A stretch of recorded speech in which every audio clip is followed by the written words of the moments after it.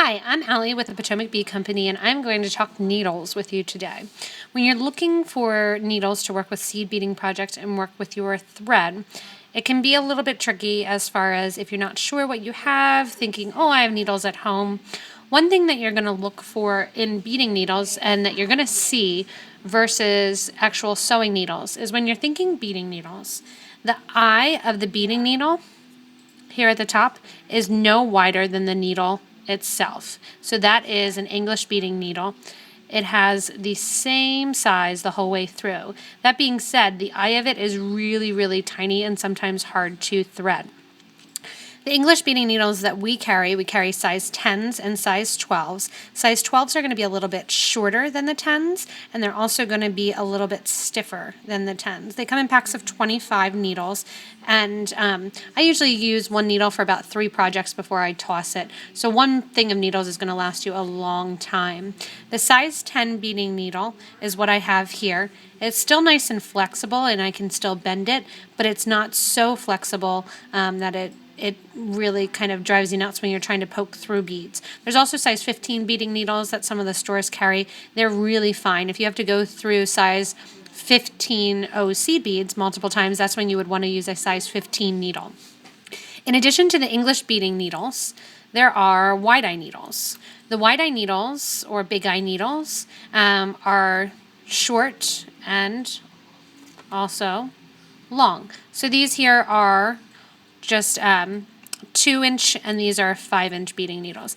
The 2-inch are the most common. They come in a pack of 4, and the wide eye or big eye beading needle is a little bit easier to thread. So if you have trouble seeing or viewing, that there is the eye.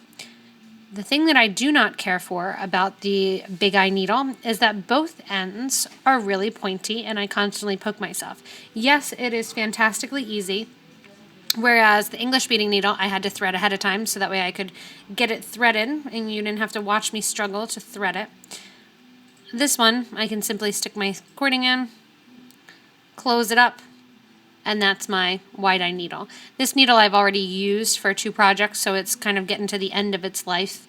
So the wide eye needle is usually 1 or 2 projects, and it gets too bent up and it kind of starts to open up.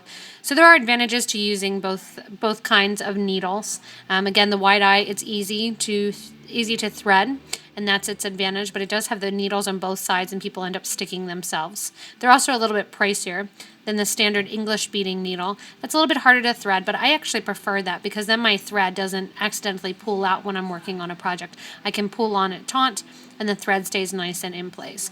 Again, when I'm beading, I tend to use the English beading needles, and size 10 or size 12 are my favorite.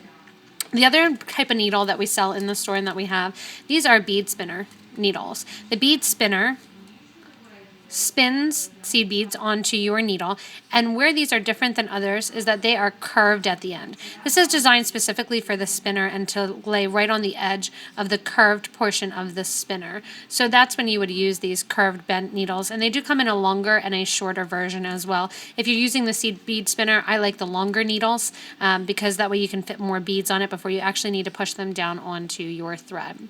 That's a little bit about the needles that we carry in the store, and if you have any other questions about them, feel free to ask us online or to go into one of our stores and ask questions about needles.